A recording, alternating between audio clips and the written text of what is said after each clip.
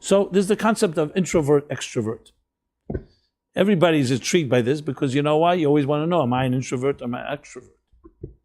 And I mean, there's a very shallow or superficial definition of introvert, extrovert, which goes like this. Introverts are people who like to be alone. They prefer alone than being with others. An extrovert is a party person, likes other people. And that's one interpretation. Other people like say introverts are very introspective. They're sometimes more morose, more, I want to say depressed, they're more serious, more intense.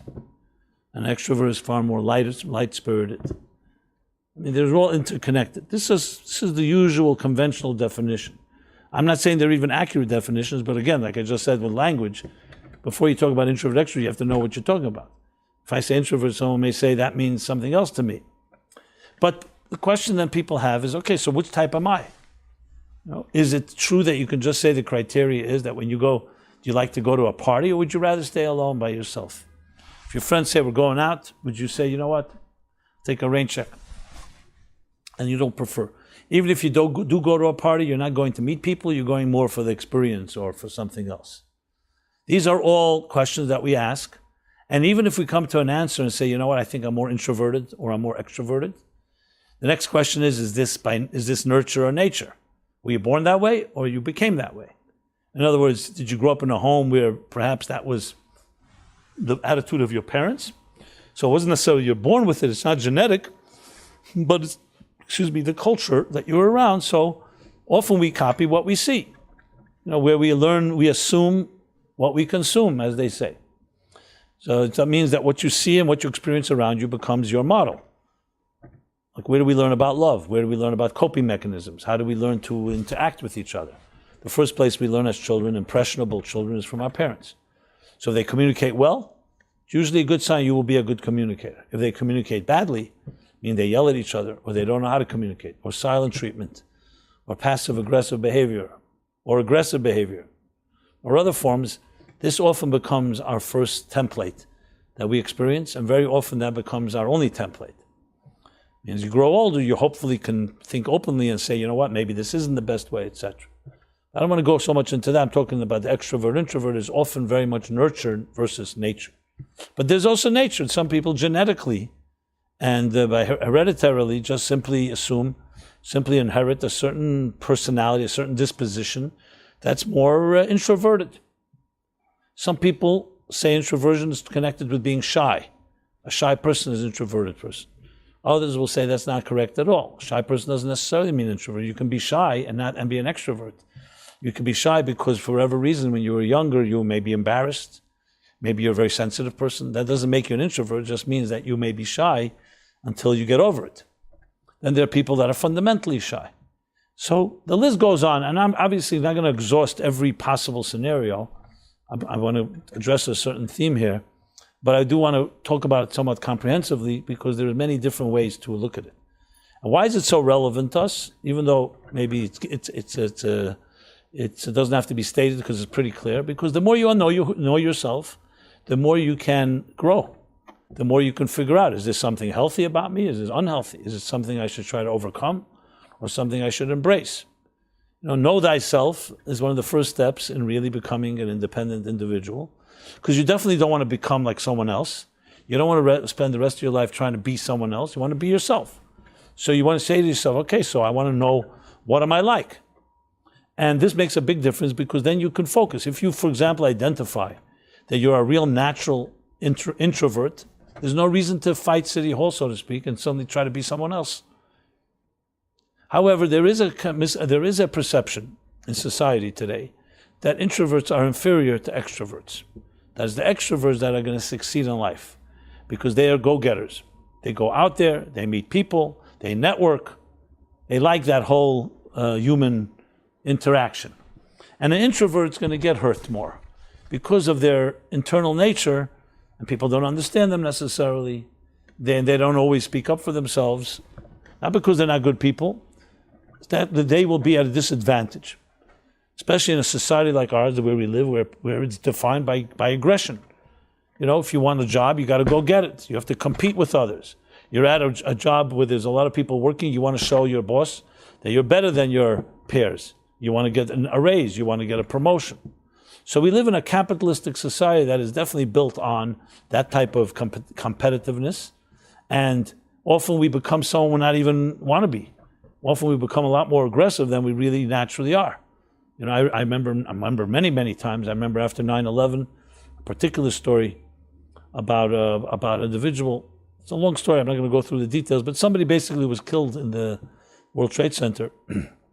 And he had a friend, they were in school together, but that friend was always resentful of him because he had this office in, Cantor Fitzgerald was one of the big firms where so many people died that tragic morning.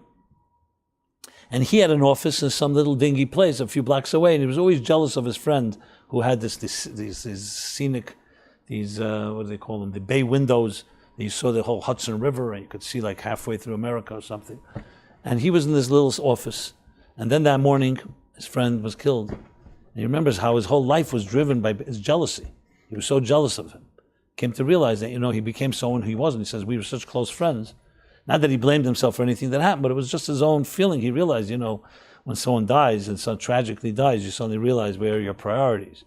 So we sometimes become people we're not even meant to be, or we don't even like, because of the forces of the marketplace and of economic pressures and other things.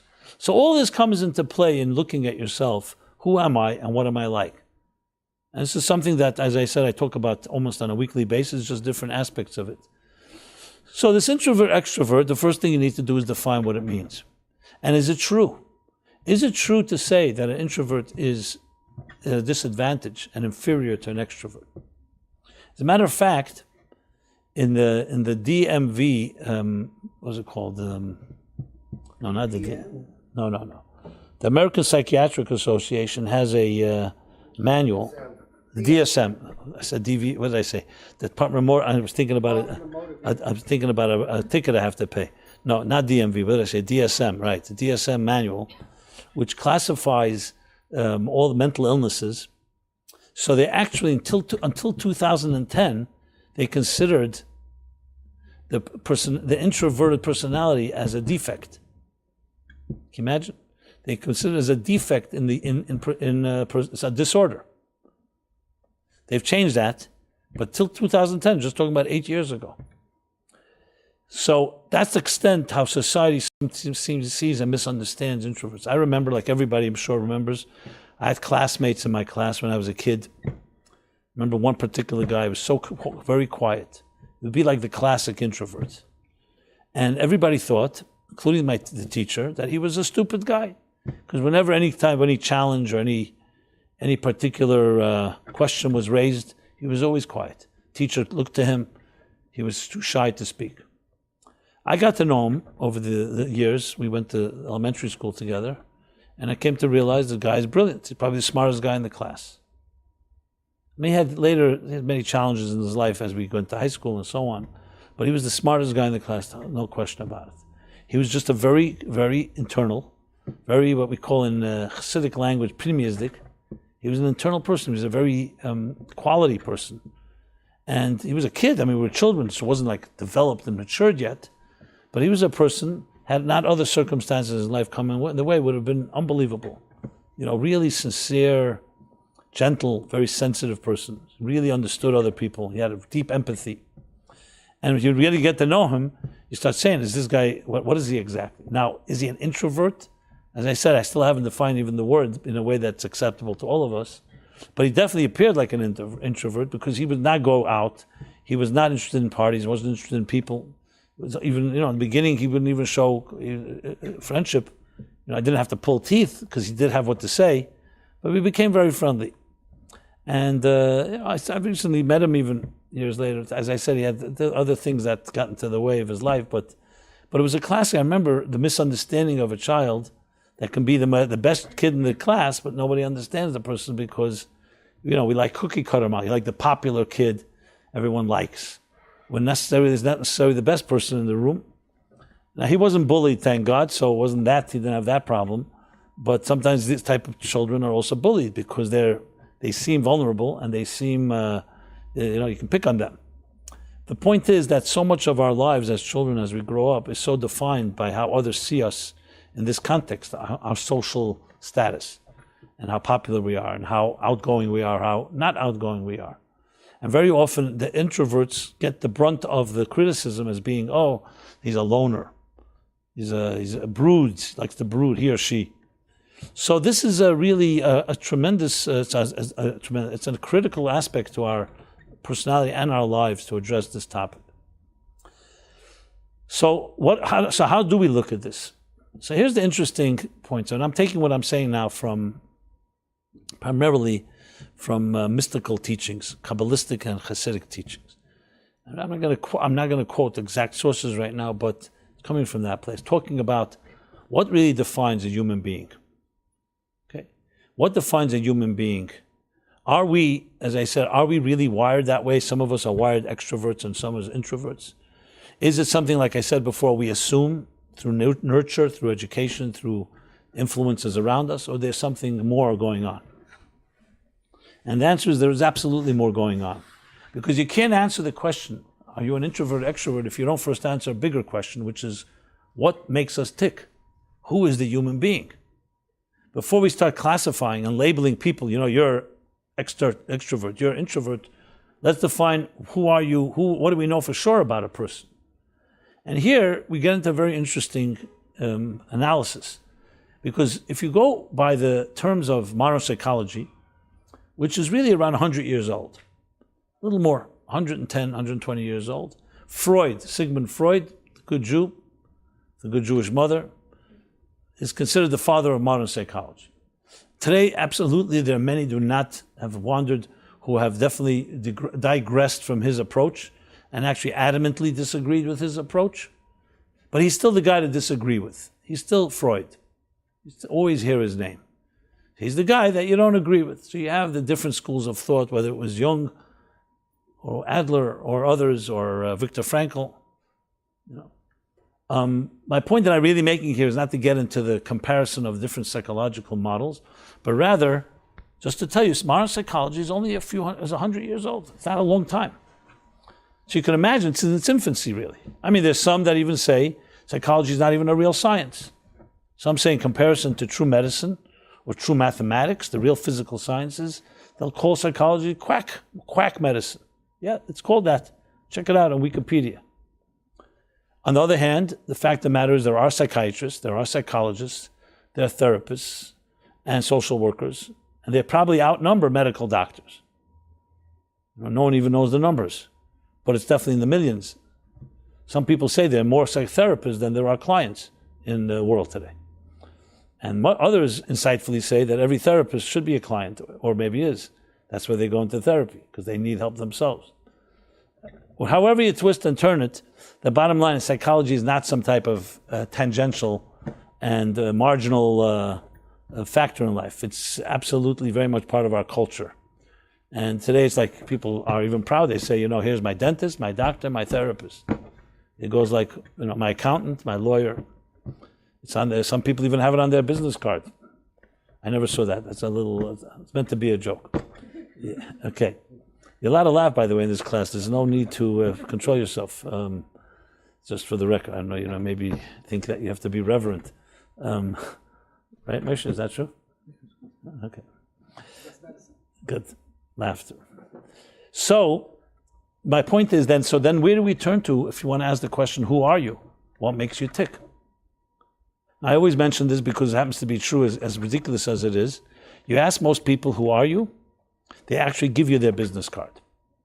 I've tested this. And when you say to them, but this is what you do, this is not who you are, they say, good point, okay? What does that tell you? That most people never think about who they are. They're more involved with what they do than who they are. What do you mean what they do? Their job. Because that's what preoccupies your life. When you're younger, officially, and you should have the time to be exploring who you are. But once you get into the rat race and the merry-go-round of life, the roller coaster, and you have to pay bills, and you have responsibility, and you have a family to take care of, like many people say, I don't have the luxury to ask who I am. I don't have time. I have to pay. I have to make ends meet. So basically, what you do controls who you are, and the who you are goes undercover, with statistics showing that most people don't even like their jobs. So not only is what you do is not who you are, it's actually contradictory to who you are. So you'll say to somebody, if it's not who you are, why are you doing this? You say, I need to pay my bills. This job came my way. If it was up to my dreams and my ideals, I would never be doing this. How many people will say that? Many. Then there are people who come to terms and say, you know what, I didn't like this job, but this is what I do. And I learned to love it. Or I learned to tolerate it. I learned to accept it. And then there's the rare few that will say, I make a livelihood from the thing I love. It's a labor of love. I actually do the thing that is closest to my heart and soul. But that's a very small part of the population. How that works, and again, it's not the topic I want to talk about. It's just talking about it because the issue of who you are is not really a prominent question that children are forced to ask. So we go through school, we learn a lot about the tools of life, how to do things. So you come away in the best scenario with an excellent education, so you have an excellent tool chest. But if someone asks you, so who are you? You say, well, I never took that course. Now some of us figure it out due to our own life experiences, or our parents are good influences in that way. But some of us, I know people, PhDs in everything under the sun, and they have no clue who they are. They have no clue about what really makes themselves tick. They're very knowledgeable. Oscar Wilde put it this way. There are people who know the price of everything, but the value of nothing. Or another way to put it is, you know more and more about less and less. So just to have a lot of knowledge doesn't necessarily mean you know qualitatively about life. You just know a lot of quantity, a lot of information. Computers today have much more data than any mind does. That doesn't make a computer self-aware. So knowledge is not a guarantee that is going to make you self-aware. So psychology is meant to address some of that. Psychology is rooted in the Latin term psych and ology, which means study of the soul. Logy is the study, and psyche is the Latin or Greek word for soul. So it's the study of the soul. Not necessarily the religious context soul, but soul meaning not what you do, but who you are.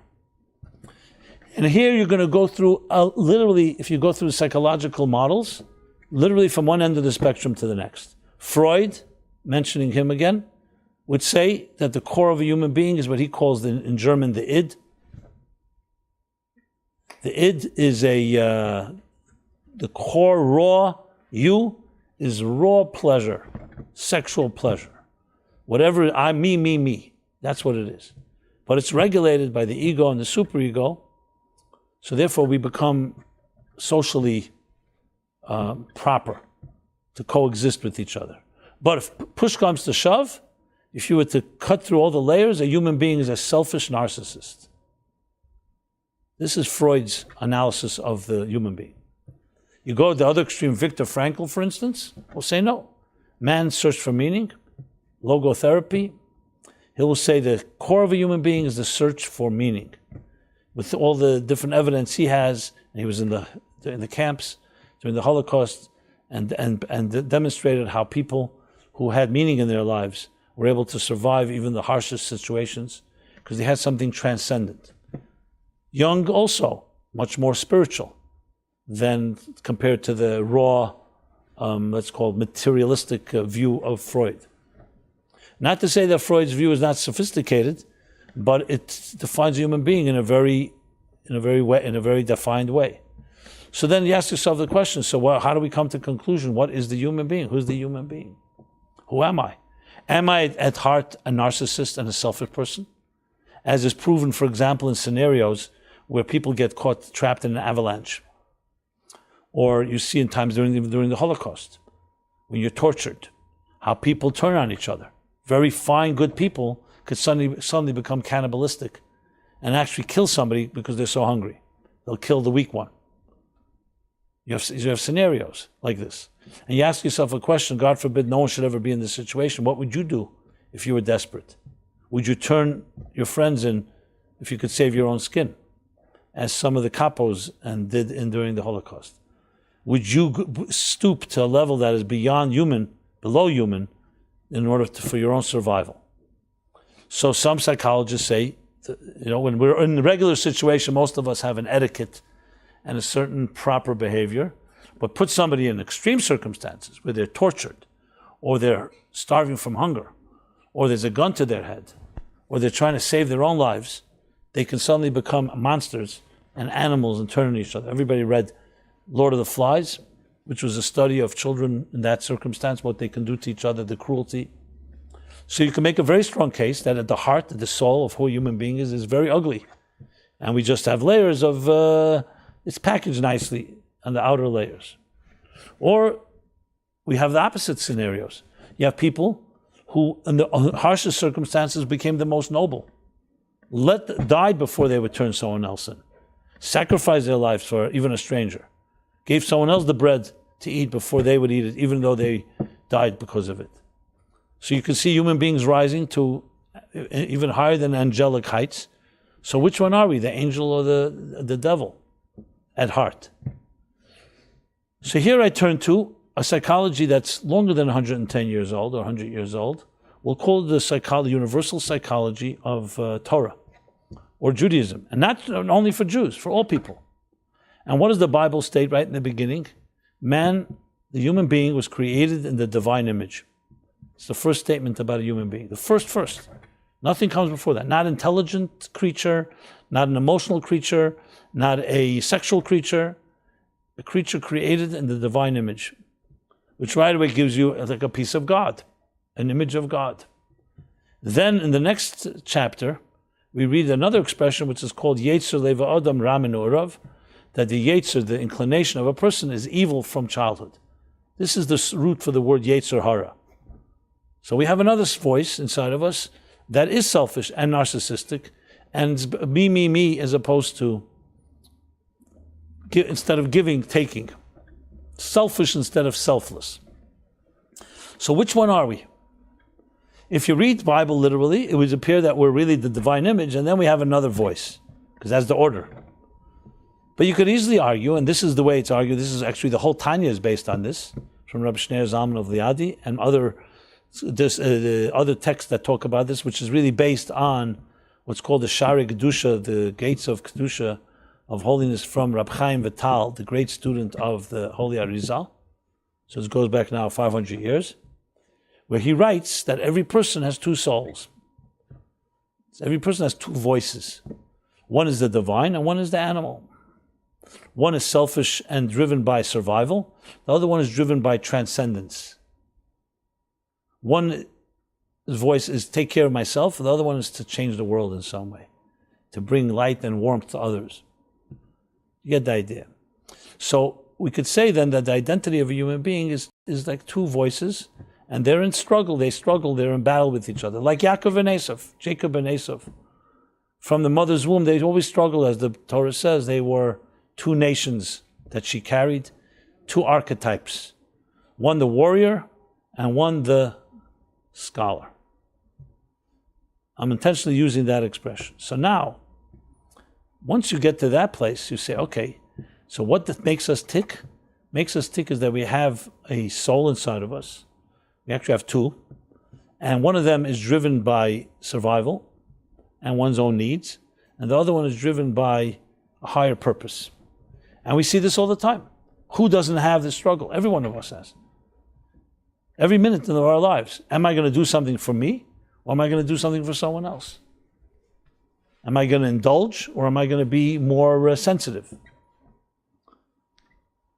And it permeates every aspect, every choice we make in our lives. It lies at the heart of relationships. You have a partner, you have a spouse. Is it all about me, and my spouse is here to serve me? Or is this a mutual partnership? Give and take. And there's humility, and there's a giving. You're not just here to take. There's a selflessness. Relationships that have one or the other are not going to function well. They'll be dysfunctional. So you need to definitely have to take care of yourself, because you have an identity, but you also you're in a relationship with someone else. It's not just about you. You could put it the way Hillel said, it may not nearly me, if I'm only for myself, if I won't be for myself, what am I? And the other side of it, if I'm only for myself, what am I? So which one is it? It sounds contradictory when you first read it. The answer is not contradictory because we need two things. We need an identity. We need an independent individual identity. That's healthy to have. But you don't have an individual identity at the expense of everything else. And the simple analogy for this is when you look around, look at everything in nature. Look at your own human healthy body. You see it all the time. Look at the human body. You have a mind, you have a heart, you have different organs, lungs, liver, kidneys. I'm just listing a few. Millions of different pieces. Are they individuals or are they team players? The answer is both. If they're not going to do what they have to do, then you will have destruction. If they only do what they have to do and they don't interact with anything else in your body, there'll also be destruction. So the best example is like a symphony, an orchestra. You can have 100 instruments, 100 musicians playing different instruments. They each know when to play comes their turn, but they also then defer to the next step. And that's what makes it beautiful. We call that harmony within diversity. So it's not singularity of one single cell or one single unit. Everyone is an individual, but every individual is aware that it complements and is complemented by the others. And yes, it sounds like a paradox, but that's the only way true healthy organisms work. This paradox of individual balanced with others. Exactly like Hillel said, if I'm not going to be for myself, if you're not going to do your job and say, I'm just relying on the crowd or everyone else, no. You need to do what you have to do. The mind cannot be the heart. The heart can't be the liver. On the other hand, they each defer, they each see to or yield to the others as they all interact with each other.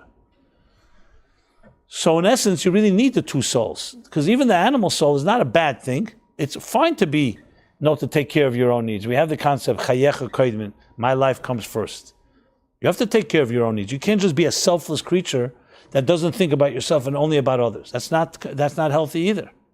But you can't think only about yourself. That's the point. It has to be a balance. And now let's take it to the extrovert and introvert issue. I mentioned Jacob and Esau, the twins. If you're on a surface level, it would seem that Esau is the extrovert and Yaakov is the introvert. Very simply, the verse comes that they grew up, and one was Ish Tam Yeshiv Ahalim. Jacob meant the innocent, simple, Tam, sincere one, the one that sat in the tents. He was a scholar, very introverted life. He sat with the books. The other is described, Esav, Ish Melchama Yedid Tzayid, a warrior who was a hunter. He mastered the hunt. That's a go-getter. That's a hunter. That's a warrior. If you think of it in terms of society today, you have people who are more the scholars, the introspective ones, the ones that are behind library walls, in academia. And then you have the go-getters, the aggressive business people who build things and go out there. They're the hunters. They're the warriors. Which one are you and I? The answer is we're both. We should be both. Because they both are necessary in life. So you'll say, one second, isn't Esau the bad guy and we want to eliminate him? No, that's not true. We don't want to eliminate him. We want him to balance him. You see, the end of the story is Jacob and Esau do reconcile. And not only that, it says at the end of days they will work side by side. Why? Because you need to have two sides. You need to be a person who goes out to get things. You can't just sit inside your own little castle. And on the other hand, you can't just be a person who's just an extrovert. You have to have introvert. You have to have introspective time. So if you really ask someone, I should rephrase that. If you really want to define what makes a healthy person has moments when they're there with themselves, and there's times where they're interacting with others. Anyone that has one extreme or the other, something's problematic. So then the question is, are there such a thing as an introvert, extrovert, objectively? Healthy introvert, extrovert? Yes. There could be a primary predisposition, that some people lean more toward the introvertive, others lean more to the extrovert. But everybody needs both. Think about it. Let's say the person who's the warrior, the person who's out there, loves to be with people, he's a social animal, party animal, loves to party. To do that 24/7, does that make sense? That person also has to sleep, no matter how many acid trips they are on, or how many other things that keep them awake. They have to sleep. They have to have some downtime for themselves. And if they don't, it's not healthy. Can you imagine somebody that's constantly on that what's the word I want to use? On that merry-go-round. It's always partying, always social, also always extrovert. We all need moments where we have to stop, pause, and say, okay, where do I stand? Introspection, a little accountability. On the other hand, the person who's complete introspective and stays there is what Hillel says. So is stay only for yourself, only an introvert, you're not going to be complete. We all need others, first of all, to complement us. Nobody is an island unto themselves. We need support. We need friends. We need companionship. I mentioned before relationships. A human being, a relationship, a marriage, is not just an optional, nice idea. It's actually a necessity. We need a companionship in this world. One of the most painful, saddest things is to be lonely. Loneliness can sometimes be worse than any disease. I mentioned a number of times when you read, for example, the book of Lamentations, Eicha. The first thing Jeremiah the prophet, the first thing he says when he witnesses the destruction of the first temple, he doesn't talk about the destruction, he doesn't talk about the deaths, he doesn't talk about the expulsion and the exile and the torture and all that. He says, Eicha Yashva Badad, alas, that she sits alone. The loneliness of Jerusalem was more painful to him than anything else. Because when a person has friends and has companions, we can get through anything. But when you feel isolated and alone, then you don't feel the strength to get through things. So the pain is pain. And there are many difficulties in life, but loneliness weakens the person's resolve. Companionship, friendship, you have others that care about you, gives you strength. So to say just introspection, just introvert, no, that cannot be the case. So the first half of Hillel's statement negates being total extrovert, which means I have to be for myself. And the second negates being a total introvert. If I'm only for myself, what will I? If I'm by myself, what will I be? So if you think of it that way, and I did a little research, I wanted to see extrovert, introvert in modern culture, and I realized that all that I just described is not even talked about. Right away, easily categorize people. Okay, this is an extrovert personality. The arguments are, what defines extrovert? Some say you could be an introvert personality can sometimes look like an extrovert. Extrovert can look like an introvert. And I'm not negating the fact that there's a leaning. We all have something, and we'll get to that soon. But this idea, this nuance, which is a lot more subtle and a lot more sophisticated, is that we all have both. And you can identify when you look for it. Unfortunately, what happens in life is we're sometimes forced to be someone we're not. Like for many of us, we cease to be the introvert because we're not comfortable there. I know people, personally, that talk to me, that come for counseling, or I come to this class, and tell me, I'm terrified. I remember I had one person, I said, it was a couple, they were just married. So I said, do you ever spend time with each other? Because every night they had money and they would party and they went every night another restaurant. New York, you could spend 100 years and every night have another place to go eat. So no, they're always out. They're always doing things. So I said, any downtime you ever just sit? And we really explored, what it came down? They're both terrified of being alone with each other. Why? Because they saw relationships around them that were very painful. Both of them had parents that did not know how to communicate, a lot of fighting, and they're afraid of that type of just being vulnerable with each other. So they have all kinds of distractions, smoke screens. Here's our party, here's our wedding, here's we're traveling, here we go eat. So their whole introverted element, the healthy being introvert, I mean introspective, sit down, think about things, they are afraid to go there. So many people hide behind their activities. I'm so busy, I don't have time for myself. Well, some people, it's not that you don't have time. You don't want to have time because you're afraid what you're going to find. And you're afraid of meeting yourself. And I mean that literally, meeting who you really are. So you have all these things to keep you busy. Now, there's also the other extreme. People who are afraid of everybody else and they just stay alone, isolated all the time. Fact of the matter is, a healthy human being needs to be partial introvert, partial extrovert. That's the revelation that you don't find, as I said, in other schools of psychology, because they haven't come to realize that.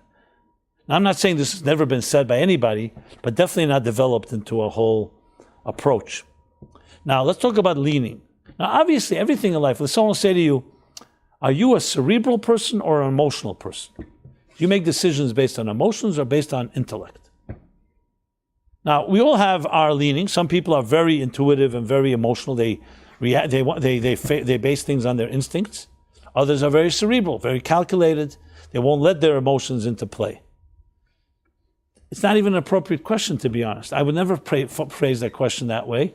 It's a good question it's a good conversation piece and maybe a good pickup line. But if you really want to think about it, the real question is not that. The question is, we all have a mind and a heart. To say that one person is completely cerebral and another person is completely emotional is ridiculous. I wouldn't say ridiculous. There are people that escape there, but it's not the healthy balance. A healthy human being needs partial emotions and partial cerebral. However, you could say some people are more cerebral and less emotional, and others are more emotional and less cerebral. That's what you can say. And even that, you have to determine, is that who you really are, or that's just the tools you've developed? Because some people are great at hiding behind the mind games. I know people, they have an excuse for anything. You'll never get them anywhere because they are actually very fragile, very vulnerable, and very insecure. And how do they hide? They hide behind their mind. They can explain anything. And they can manipulate anyone with their minds. Any of you know such people? I know many such people. And if you say to them, you're just an insecure little child hiding behind a big computer, they are obviously going to give you very big reasons how you're so wrong. Obviously. And so therefore, the fact that some people use their mind a lot doesn't necessarily mean that they're more cerebral. It just means that's the tool they use to cover their tracks, to put it bluntly. Now, so how do you determine what is the healthy person and what is not? Well, firstly, if you're an honest person and you're really looking for the truth, not just to be right or not just to feel good about yourself, then you have to be open to hear some things you may not like to hear. Like a person like this that hides behind their mind, to be very honest, is going to have very difficulty in relationships. How will they ever really have a healthy marriage? They don't want to even ever be vulnerable. Never admit the mistake. Always feels the other person is a problem. And always have a good excuse with the mind. And remember, the mind is brilliant. The mind can do anything, can find an answer for anything. You can justify the killing of 6 million Jews with the mind if you're pure cerebral. Where's the room for empathy? On the other hand, many of us our emotions control us. I would see probably a majority of people there make decisions based on emotions. And that too, how do you find the balance? That's why it's critical to have a measure of humility and look for the healthy template of who you really are. And this takes I'm digressing a bit, but not completely, so I'll just mention this briefly. What is the dilemma? How can you really discover who you are as opposed to what you're doing? I don't just mean your job, meaning the projected identity that you have versus your true identity. So you have to first identify, and I'll identify 3 factors that come into play that make a person be somebody who they're really not. In other words, you're born a certain way. Let's think of that as like freshly fallen snow. Yes, you have a genetic makeup that comes from your parents. No problem with that. But then life takes over. What are the 3 key factors that shape a person's life? 3 forms of subjectivity. They are, number 1, personal bias. You develop personal biases and prejudices and personal way of looking at things. So that can block you. Why? Because self-love distorts your way of thinking. You suddenly think that your way is better than everyone else's way simply because you're subjective in that fashion. So that's it's a natural self-blind spots that all of us have. We all have that natural biases. Again, that's not bad when you recognize it. It's bad when you don't recognize it. I'll get back to that in a minute. Second thing that can distort a person's identity or personality is parental influences. Attitudes your parents projected on you. To give extreme example, just to drive the point home. You come home from school. You feel good about what you just studied. But your father is always berating you. Everything is critical. And your mother's quiet. And even when you're proud of what you just did, your father starts knocking you and starts saying, no, you're just a disappointment. I'm using, of course, an extreme example. I mean, this happens day after day. What do you think happens to the child? This enthusiastic, bubbly, jovial child suddenly becomes afraid because they know that father is going to criticize. And therefore starts repressing their feelings and is not so excited about things. Basically, the parent, the critical parent, is undermining and invalidating a child's natural excitement and enthusiasm. At some point, the child starts changing and adjusting to satisfy that parent. And all that natural self-confidence and self-esteem that this child deserved was robbed from it. It's not lost, but it goes undercover. This is not uncommon, what I just described. I gave us an extreme example. Some of us have it more milder. Some of us have it even worse. Abuse. So a normal child who's growing up and was going to have a healthy parents, what do? They validate. They nurture. They water. They cultivate. They reinforce the child's view and give it confidence to explore. Yes, that's beautiful. Try again. Even if the child fails, you don't just jump on the child. You help the child grow through failure, learn from your mistakes. What does that do? It infuses the child with a confidence. So parental influences a tremendous effect of how we will adjust our personalities and maybe wander away from who we naturally are to what the environment of our parents has created. And this can go, as I said, in a terrible way. It could also go in a good way. And finally, the third factor is social influences. Your friends, peer pressure, media, the things you see, the things you think will make you feel acceptable by others. And there too, you can suddenly start doing things that your natural instinct would never do, but everybody does it. So you don't want to be unpopular. You don't want to stand out as being different. So social, parental, and personal biases are three factors that play into every person's life because we all have all three. Nobody is immune. The difference between someone who grows into a healthy human being and one who doesn't is not because the person doesn't have biases, because they're aware of it. It's like I asked once a fellow who came to see me, I said to him, and he was a brilliant guy, he had an excuse for everything, like I mentioned, and I said to him, he's looking to get married, and he says nothing's working. He wants to know if there's a curse on him or something. Well, I said to him, sir, his name, I said, do you have any blind spots? I knew what he's going to answer. I was sure I knew what he was going to answer. And he answered. He says, no. He says, yes, but I know what they are. So I said, I smiled. I said, so they're blind spots, you know what they are. That's like the doctor that tells you, I'll tell you when you need a second opinion. That's not what you want. A second opinion is a second opinion. That's not tell the doctor, tell him. Because you want to make sure the doctor didn't miss something. So the doctor's going to tell you, I'll tell you when I miss something. Not really. That's not exactly how you verify facts. That's what's called circular journalism, as is being now in the headlines. That, you verify your own thing. What's your source? I'm the source. Say, but I want to have an independent source. I'll tell you when you need an independent source. You get the idea. So I smiled. He says, why are you smiling? I said, because a blind spot means it's a blind spot. Not that you know what they are. And he wouldn't admit it. He just wouldn't accept it. Fine, so good. I couldn't help him. Can't help someone that's not helping themselves. The point I'm making here is all of us have these three forms of so-called possible distortions or biases. The difference is, are you acknowledging it? If you acknowledge it, you'll do something about it. What does that mean? If I know that I personally can have a bias because it's about me or about my friend or my brother or sister, I'll go to an objective party and say I need an objective opinion because I am not sure that I'm right. That's the first healthy thing a human being does to verify.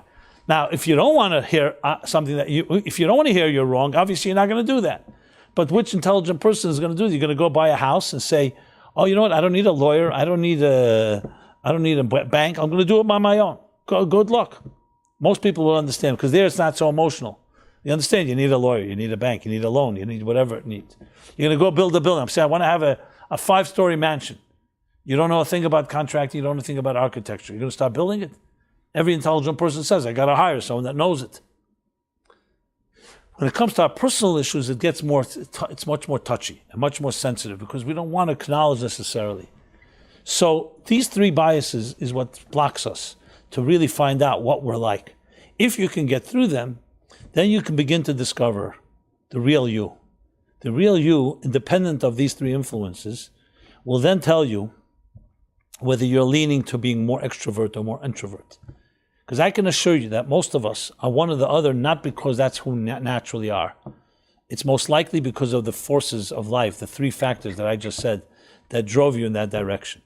Now, I'm not going to say absolutely, because there's no question that we also have a natural side to things, what we really made up. But the problem is we don't know. How do you know what's natural, what's not? You know? So it's really coming to terms to discovering yourself and discovering these two forces inside of you and realizing that you need to have a balance. And yes, once you have the balance, you'll realize that some things you're stronger at than in others. Like some people are very clearly better to sit quietly in a room, to analyze, to dissect, to research. More of a very introverted approach. Others are excellent at pitching it or selling it to someone else. You'll see many good marketing firms or advertising firms or PR firms or even legal firms.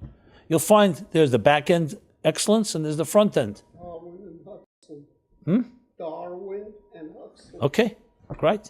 What's the back end? For example, the person who writes a press release is usually more of a research writer type. The person who gets on the phone to pitch the press release is usually much more of a socialite, someone that can connect to another person. Sometimes the good writers are not necessarily the best ones to sell even their own writing. You all know the story of Carl Reiner. Carl Reiner was one of the first TV producers. He basically is the father and creator of the sitcom. You know, the half-hour or hour show that is now so popular, whether it's drama or comedy or whatever it may be. Carl Reiner in the 60s, brilliant writer, wealthy, wrote what was called one of the early sitcoms, was called one of the early comedies, the Dick Van Dyke Show. Okay?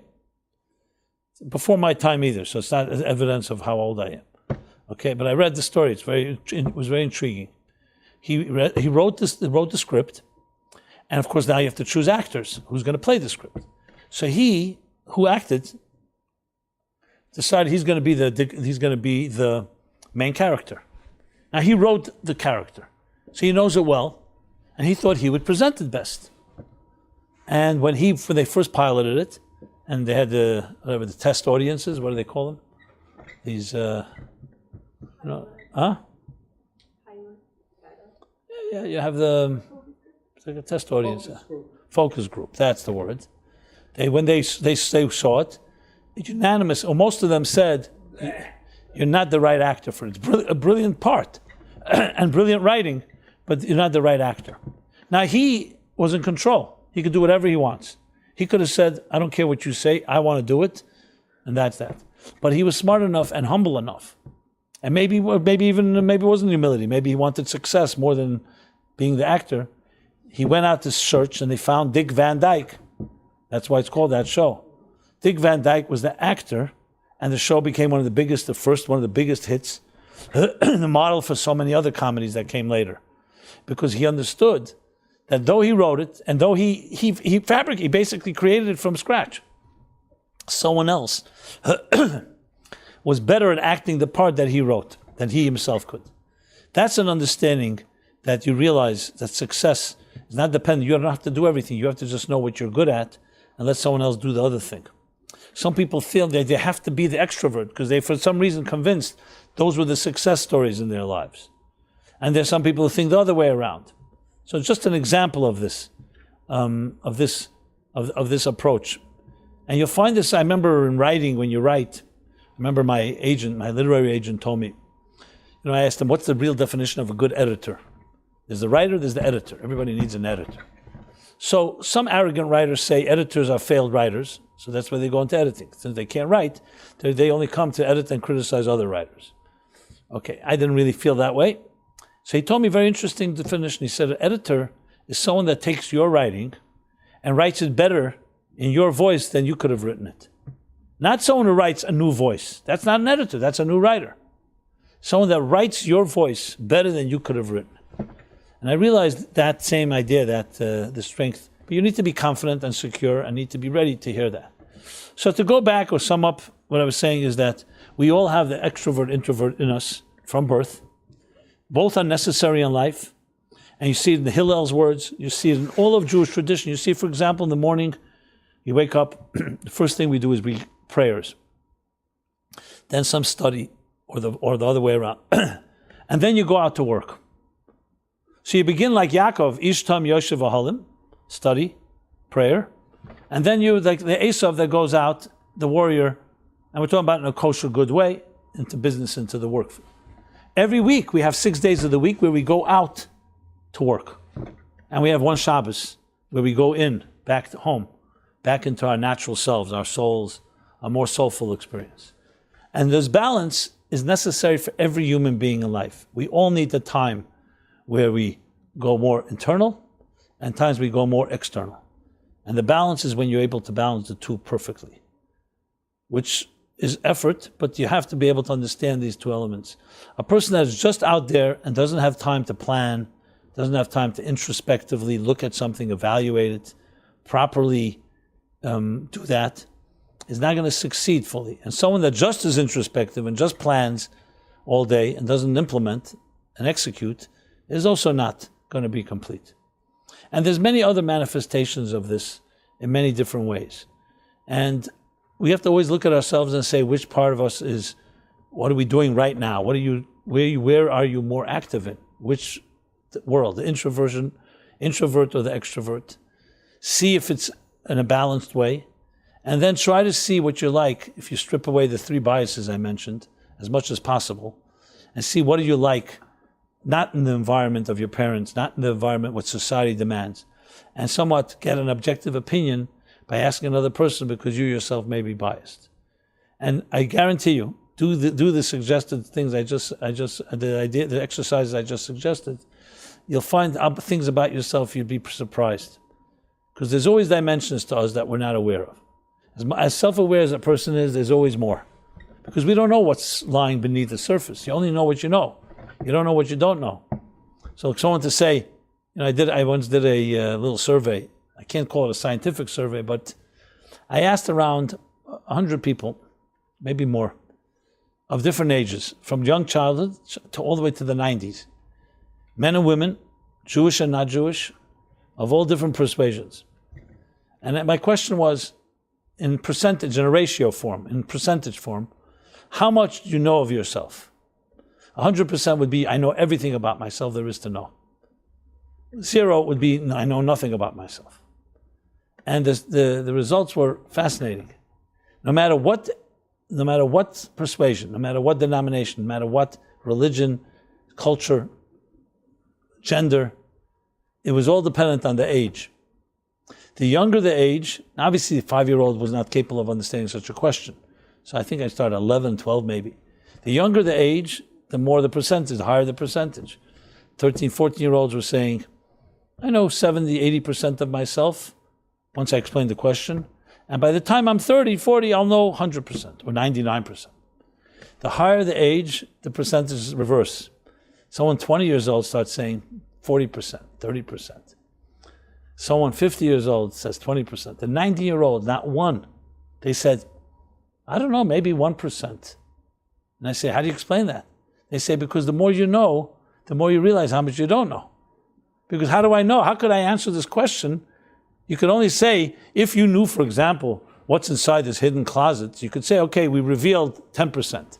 But if you don't even know what's inside, how could you say 10%? Maybe you don't even know 1%. How do you know what we carry and potential we carry inside ourselves? It's a very humbling exercise because you suddenly realize, one second, that's a good point. How much of your brain do you use?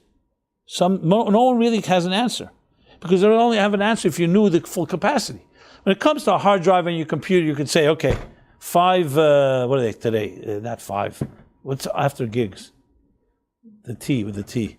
Terabytes. Terabyte, 5 terabyte, 10 terabytes, 5 gig, 100 gig, whatever. Megabytes, kilobytes, whatever it is you want. So you could say the computer has maximum memory of 5 terabytes, and then you reach the place where the computer says no more memory. Very clear. So if you have 30%, it's 30% of 5 terabytes. But how many terabytes in the brain? Tell me how many ideas you think can fit in your brain.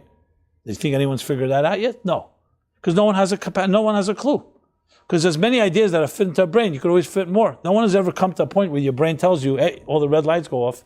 No more room for ideas. You know anyone that's ever complained and told you that?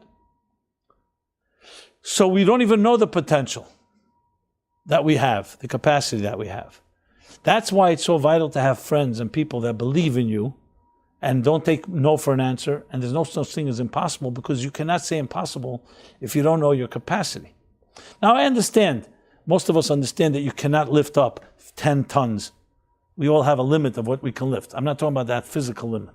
But when you talk about emotional, psychological, and intellectual capacity, we are far, not close to our limits. That's why there's so much more to learn about oneself. And these exercises, the things I've been discussing, are great tools, I believe, to help a person get to that place. So, on a final note, I'll say this. In my own little experience in life, people I meet, my own observations, you find that every human being you meet has unbelievable, much more strength and potential and beauty than they even know. Thank God I've been blessed to be able to see that. And it's a great thing to see, because I know people who see other people, they always see the negative in everyone. They see how little you can do. And they're always great to remind you, don't get your hopes up. Who do you think you are? So it's great to be able to look at people and be able to see that a soul's capacity is far more beautiful, more powerful than even you yourself may ever know. And seeing that gives you a lot of strength, because it helps you give you confidence in people. And then the question is, how do you help people get to that place? Like, let's put it the way Michelangelo said it. Michelangelo said it when he was asked, how do you carve those beautiful angels out of marble? He was a sculptor and an artist. So his answer was a brilliant answer. He said, I see the angels trapped in the marble, and I carved and set them free. So most people think, no, his brilliance was that he knew how to create an angel. He says, no, the angel was there. All I needed to do was get rid of the excess. The lesson of that is that we all are those angels, and we all are those flowers, and all have that music. But then there are things that grow on us, like weeds in a garden, layers, concrete, marble, other substances that block and don't let us access that potential we have. So it's a critical component is to learn how to recognize that there's those angels, and then do what's necessary to get rid of the excess, the sideshows, the means, to be able to let that shine. And very often we are our own worst enemies, because we don't believe in ourselves. And we buy into the myth that other people tell us that weaken our resolve and our self-confidence. So in seeing that, when you see it, you see both sides, the beauty of what people can be, and sometimes the pain of what people think they are. And it can be very disturbing when you see it very clearly, because you see, wow, look at this person, such great potential, but they're so far away because they think they can't do it. And it's an excellent way of looking at things. Sometimes, put it simplistically, I tell people, okay, tell me, you're part of the problem or you're part of the solution? It's critical to want to see yourself as part of the solution. Too many people are part of the problem. Part of the problem means you reinforce all these negative stuff. Being hopeless, sensing resignation, all these factors that we can resolve, demoralization. And it's vital to be a person that feels you're part of the solution. That doesn't mean it's all solved. It just means you're growing toward the solution. And the solution is what? The solution is that self-awareness and recognizing these different forces in our lives, the extrovert, introvert, and using it, actualizing it in every possible way. So in a way you can say, our mission, our collective mission, is to help each other see that clear. As I said before, we're one grand symphony. Every one of us is an indispensable musical note and can only be complete when we all play the music together. But we also have to have confidence in our own voice, in our own music. And that's the challenge, is to help people find that voice, and then help them see how they complement and others complement them. So I want to wish you all that you should be able to find and discover these tools. I hope that some of the class that I give here, all the classes I give, tries to go go in that direction and the empowering tools and skills to be able to discover these parts of yourself. And then, of course, most importantly, actualize it, because we're sent to this world to fulfill a mission. And each one of us has our indispensable mission that you and only you can accomplish. Period. So it'd be very sad if a person goes through their lives and is not even aware of it and doesn't actualize it. So my blessing to everybody this week is every week, but this week as well, is to find that part of yourself, the introvert within you, the extrovert within you. Make sure they know how to dance together. They complement each other because they both need each other. And to live a very blessed week and a blessed life. So it's a pleasure to speak to you a few words this week. I read it again? Okay, we'll read the dedication again. And then we go every week, Wednesday, 8:30 till approximately now. Those of you who have not been here before, online or in the class, meaningfullife.com, full array of resources in this spirit. And I want to again say the class was sponsored by Judith Kirk in memory of her brothers, Kalman Mordechai ben David Eliyahu, Beinish Getzel ben David Eliyahu, and her father David Eliyahu ben Avram Yitzchak, in honor of the birthdays of Yafa Rezel Bas Teva and Davida Batsheva Bas Yehudit Pearl. Okay. Everyone be blessed. Have a very beautiful week, and I look forward to see you again soon. Thank you.